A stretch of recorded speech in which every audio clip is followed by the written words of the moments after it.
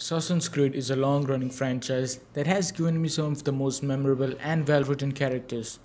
From Ezio, Edward, Bayek, and Haytham, I held all these characters and many more close to my heart because I could relate to them, and since they were written so well, I cared about them. Yet, as much as I hold the previous protagonists close to my heart, I don't think we've ever gotten a character as mysterious as the protagonist in the upcoming Assassin's Creed Valhalla, Eivor. To me, Eivor is such a fascinating character already because of the entire mystery surrounding Eivor, which talks about a darkness within, curses, being the one who can see true knowledge and no specific gender. Who exactly is Eivor? Let's start at the point where Eivor's mystery really begins. That is, at the start of the game where you are given a choice to choose Eivor's gender.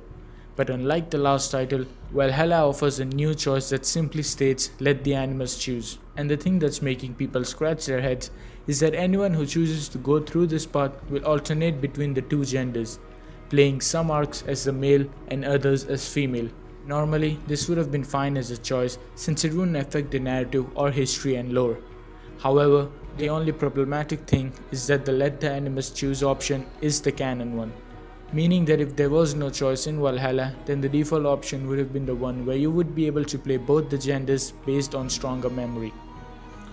Now obviously, this raises a few eyebrows and even bigger confusion, such as how exactly can two genders of the same person exist, and how exactly would it translate into how the world reacts to you if, for example, you meet one character as male Eivor in the beginning of the game and then later on meet the same character as female Eivor. Now of course, in the real world, this would make a huge difference. But at the same time, Assassin's Creed is not exactly realistic, yet it is rooted in history and it has to make sense somehow. Now the Four Pillars community, especially Tyler, Ethan and James, have all given their take on it and come to the conclusion that it's Layla's animus that's responsible for the flexible gender of Eivor, meaning that she basically creates simulations with both the genders and chooses the one that gives the highest synchronization. Tyler has even made an amazing video in the past that goes over how and why exactly this is a possibility. I will link it in the description below since Darby has confirmed that the modern day will mainly focus on stuff that was shown in Origins, and Tyler's video serves as a nice recap along with a promising theory. Yet I'm not completely sold on the theory. It's very likely of course, yet the way Darby has been talking about Eivor's mystery seems to indicate that the alternate genders is directly related to Eivor without the modern day playing a part. Darby has said on record that Eivor's mystery is something that will only be revealed when you have played a significant amount of the main narrative, and it's essential that you choose the let the animals decide option to better understand the mystery, and that's exactly why I think there is much more to Eivor than meets the eye. The time difference theory is something that I have thought about quite a lot previously. Basically the theory in which it's very possible that Eivor lived in two separate time periods at the same time. It also directly relates to break the code, break the node phrase that we have heard quite a lot in Assassin's Creed Origins. What if Eivor actually broke the code which allowed them to live in two time periods as different variations of each other? Since I have noticed that the characters in some screenshots look much older than the other ones. Most noticeably, Basim.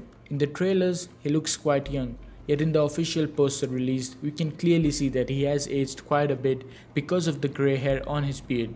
That, along with inconsistencies on Eivor's scars, seems to either indicate that the game takes place over the course of decades or that we are dealing with two time periods.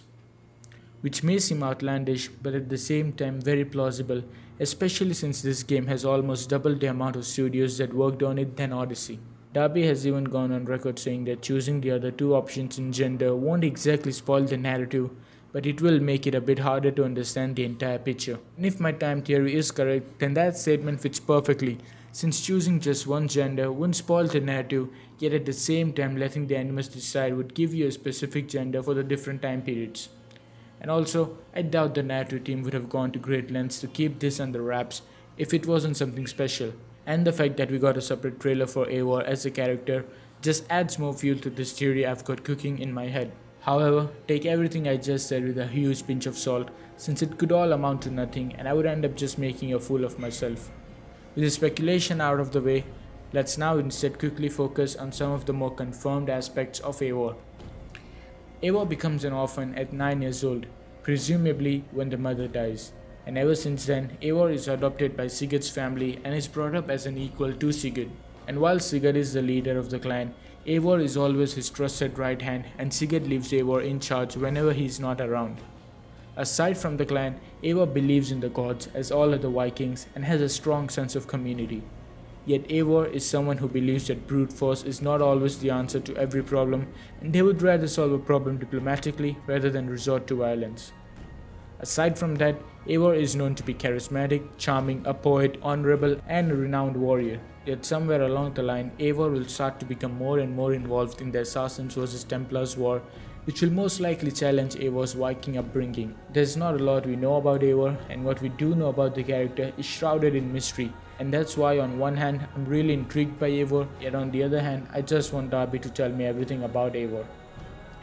But that's not happening, so it's just better to wait and speculate until the game finally comes out in just under a month. I wanted to make this little video and talk a bit about Eivor and give my take on what I think is going on with the whole gender thing. But if you enjoyed the video, then be sure to give it a like and subscribe for more future content.